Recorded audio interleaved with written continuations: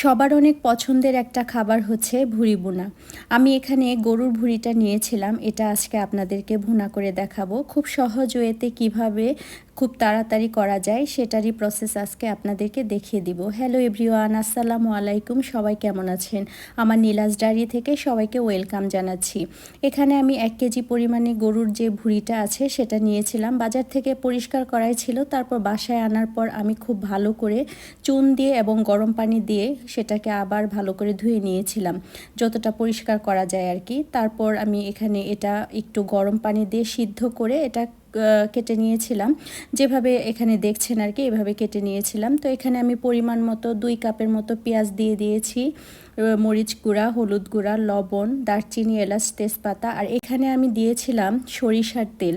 আমি এখানে 2 রকমের তেলই দিব, কারণ সরিষার তেলটা ভুঁড়ি ভুনাতে কিন্তু বেশ মজা লাগে। আর দিয়েছিলাম সয়াবিন তেল। এই তো এখানে কিন্তু আমি সব কিছু একত্র করে দিয়েছিলাম। ও আচ্ছা, এখানে আমি আরেকটা জিনিস ভুলে গিয়েছি বলতে, সেটা হচ্ছে জিরা বাটা আর দারচিনি, এলাচ, তেজপাতার যে বাটাটা থাকে গরম মশলা, সেটাও আমি বাটাটা দিয়েছিলাম। আর এখানে যে যে পেঁয়াজ, রসুন, কাঁচামরিচ দেখালাম সেটা আমি একদম সবার শেষে দেব।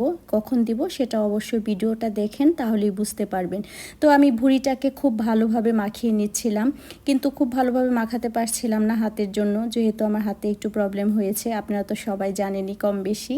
তো এই তো আমার মাখানোটা শেষ, আমি চুলায় বসিয়ে দিয়েছিলাম। এটা একটু পানি, 2 কাপের মতো পানি দিয়ে জাল করব, কারণ ভুঁড়িটা যদি ভালোভাবে সিদ্ধ না হয় তাহলে কিন্তু খাওয়া যাবে না। আর যেহেতু আমি আজকেই খাবো, আর ভুঁড়ি তো নর্মালি কিন্তু অনেক দিন জাল করে করে খেলে সেই ভুঁড়িটার টেস্ট হয় অন্যরকম।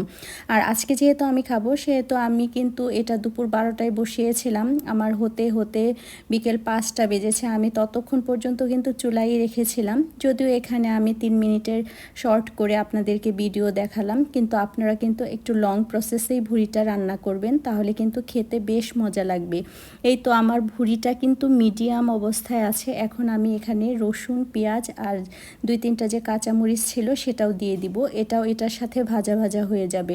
এভাবে যদি আপনারা বাসায় ভুঁড়ি রান্না করেন, সত্যি বলতে ভুঁড়িটা খেতে কিন্তু বেশ মজা লাগে, এবং এটা কিন্তু একদম পুড়ে যায় না, ভেতর থেকে কিন্তু একটা আলাদা একটা গ্রেভি থাকে, এবং খেতেও কিন্তু বেশ মজা লাগে। আমি যেভাবে দেখালাম আপনারা কিন্তু এভাবে রান্না করলে বুঝতে পারবেন যে ভুঁড়ি রান্নাটা কতটা মজা। মিডিয়াম অবস্থায় যখন ভুঁড়িটা চলে এসেছে, তো এখানে আমি কিন্তু গরম মশলার যে গুঁড়াটা ছিল সেই গুঁড়াটা 1.5 চা চামচের মতো দিয়ে দিয়েছিলাম। এই যে আমার ভুঁড়ি কিন্তু প্রায় শেষ, এখন নামিয়েই ফেলবো। আমি কিন্তু এটা অনেক সময় ধরে রান্না করেছি।